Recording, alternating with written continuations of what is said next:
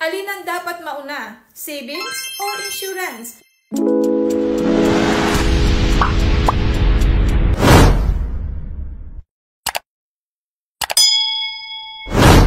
This video. Thank you so much. Welcome sa ating channel kung saan ingatan at palaguin ang perang pinaghirapan. Ako nga pala si SP Maristela Banaag, isa po akong single mom, OFW, and financial educator. By the way, kung hindi ka pa nakaka-subscribe, hit the notification bell and subscribe now na. Panoorin mo ang video nito until the end. Madalas tanungin ng maraming Pilipino, lalo na nga ang OFW at breadwinner.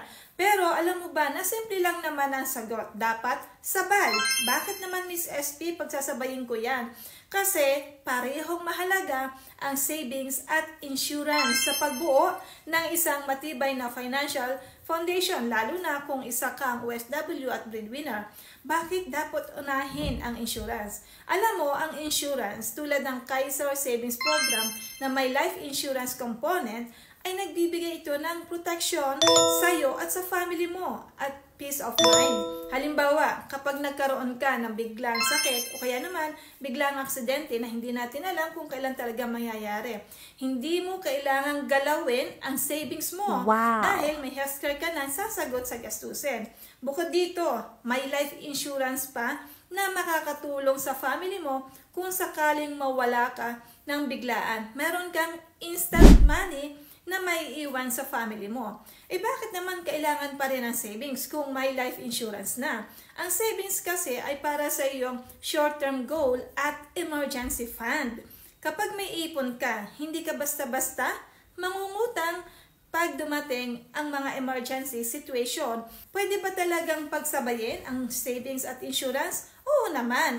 Isa sa pinakamagandang halimbawa, ang Kaiser Savings Program dahil meron na itong life insurance, investment at healthcare. Alam mo ba, nasa halagang 100 pesos bawat araw, 3,000 pesos a month for 7 years, makakakuha ka ng long-term healthcare para sa medical needs kahit beyond 60 years old ka na.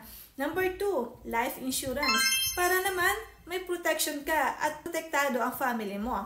Number 3, investment. Dahil ang pera mo ay naka-invest at lumalago rin ito over time. Kapatid ha, real talk lang tayo.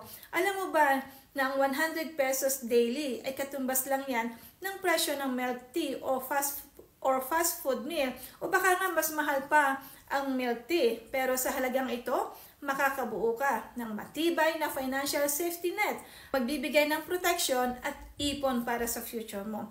Huwag nang maghintay ng, saka na Miss SP, ang dami-dami ko pang gastusin. Simulan mo na ang savings at insurance, pagsabayin mo sila sa pamamagitan ng Kaiser Savings Program. I-message mo ako para malaman mo kung paano ka makakapagsimula sa Kaiser Savings Program. Thank you so much, and kung nagustuhan mo ang video kong ito, free to like, share, comment, and subscribe na rin sa YouTube channel ko, SP Banaag. Have a good day and thank you so much!